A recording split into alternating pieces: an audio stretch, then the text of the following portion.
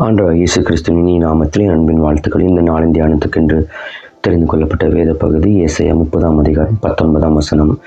சீயோனை சேர்ந்த ஜனங்கள் எருசலேமில் வாசமாயிருப்பார்கள். இனி நீ அழுது கொண்டிராய். உன் கூப்பிடுதலின் சத்தத்துக்கு அவர் உருக்கமாய் இறங்கி அதை கேட்டவுடனே உனக்கு மறு உத்தரவு அருளுவார். எனக்கு அன்பான தேவனுடைய பிள்ளைகளை, இந்த நாளிலும் கர்த்தர் இந்த வார்த்தைகளை கொண்டு கர்த்தர் நம்மோடு கூட இடைப்படுவார். நம் தேவன் மறு உத்தரவு அருளுகிற தேவனாய் இருக்கிறார். நாம் கூப்பிடும்போது நம் கூப்பிடுதலின் சத்தத்துக்கு கர்த்தர் உருக்கமாய் இறங்கி அவர் நமக்கு மறு உத்தரவு கொடுக்கிற தேவனாய் இருக்கிறார். ஏனென்று சொன்னால் வேதம் சொல்லுகிறது, எரேமியா 33:3 சொல்லுகிறது, என்னை நோக்கி கூப்பிடு, அப்பொழுது நான் உனக்கு மறு உத்தரவு கொடுத்து நீ அறியாது மெட்டாதமான பெரிய காரியங்களை கர்த்தர் நமக்கு அறிவிப்பார் என்று வாக்கு கொடுத்திருக்கிறார். ஆகவே இனி நீ அழுது கொண்டிராய். உன் கூப்பிடுதலின் சத்தத்துக்கு உருக்கமாய் இறங்கி கண்ணீரோடு கூட விதைக்கிறவள் கம்பீரத்தோடு கூட அறுப்பார்கள். என் அழுகையின் கூக்குளின் சத்தத்தை யார் கேட்கிறா? அநேகர் அழுது அழுது என் கண்ணீர் வீணாய் போகிறது. உன் அலைச்சல்களை கர்த்தர் இருக்கிறார்.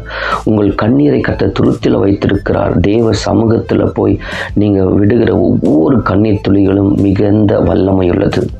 ஆகவே தேவனுடைய பிள்ளைகளே, இந்த நாளிலும் நாம் அழுகிற கூக்குளின் சத்தத்தை கர்த்தர் உருக்கமாய் கேட்டுக்கொண்டிருக்கிறார். மனிதர் முன்பாக நீங்கள் அழாமல் தேவனுக்கு முன்பாக போய் அழுங்கள்.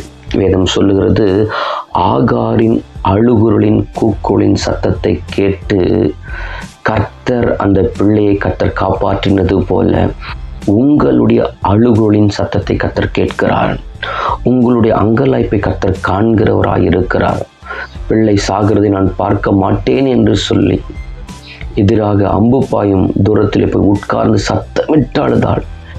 இந்த அழுகிற ஆகாரின் அழுகுரலின் சத்தத்தை கர்த்தர் உருக்கமாய் கேட்ட உடனே கர்த்தர் அந்த பிள்ளையை காப்பாற்றினார். துறவில் அங்கே தண்ணீரை கர்த்தர் உண்டாக்கி கொடுத்து ஆகாரின் பிள்ளையை அழுகுரலின் சத்தத்தை கேட்டு பிள்ளையை காப்பாற்றினது போல உங்களுக்கும் கர்த்தர் மறு உத்தரவு கொடுப்பதற்கு வல்லமையுள்ளவராய் இருக்கிறார்.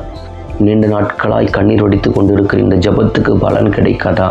மனிதர் முன்னாடி, உலகத்தின் முன்னாடி, நண்பர்கள் முன்னாடி, உறவுகள் முன்னாடி ஒரு நாள் கண்ணீர் வடிக்காதுங்க. தேவ சமூகத்தில் போய் தேவனிடத்தில் போய் கண்ணீர் விட்டு கதறுங்க. அந்த ஜபத்துக்கு கர்த்தர் பலன் கொடுப்பதற்கு வல்லமையுள்ளவராய் இருக்கிறார். ஆகாரின் அழுகுரலை கர்த்தர் மட்டும் கேட்கல தேவ பிள்ளைகளே. வேதம் சொல்லுது, அன்னாளின் அழுகுரலின் சத்தத்தையும் கர்த்தர் கேட்டிருக்கிறார். அன்னாளின் அழுகுரலின் சத்தத்தை கர்த்தர் கேட்டு ஒரு சாமுவேலை கர்த்தர் பெற்றெடுக்க கர்த்தர் கிருபை தந்தார். எனக்கு அன்பான தேவனுடைய பிள்ளைகளே, அன்னால் பல ஆண்டுகளை குழந்தை இல்லாமல் துக்கித்து புலம்பிக் கொண்டிருந்தாங்க. ஆனால் ஆலயத்துக்கு போய் கண்ணீர் சிந்தி இருதயத்தை ஊற்றி கண்ணீரை ஊற்றி ஜெபிக்கும் போது ஏற்ற நேரம் வந்தபோது கர்த்தர் அன்னாளை மறவாமல் ஒரு ஆண் பிள்ளை கர்த்தர் கொடுத்து அன்னாளின் கண்ணீரை துடைத்தது போல மறு உத்தரவு கர்த்தர் கொடுத்தார். அன்னாளின் கண்ணீரின் ஜபத்துக்கு கர்த்தர் மறு உத்தரவு கொடுத்தது போல உங்களுடைய ஜபத்துக்கு கர்த்தர் மறு உத்தரவு கொடுப்பதற்கு வல்லமையுள்ள தேவனாய் இருக்கிறார். ஆகாருக்கு அன்னாளுக்கு மாத்திரமல்ல நமக்கும் அப்படிப்பட்ட காரியங்களை கர்த்தர் செய்வதற்கு வல்லமையுள்ளவராய் இருக்கிறார். எசேக்கியா ராஜா வேதிப்பட்டு மரணத்துக்கு ஏதுவான காரியங்கள் இருக்கும்போது ஏசாயா தீர்க்கதரிசி அனுப்பி உன் வீட்டு காரியங்களை ஒழுங்குபடுத்து என்று சொன்ன போது எசேக்கியா ராஜா சோர்புறமாய் திரும்பி அழுகிறார்.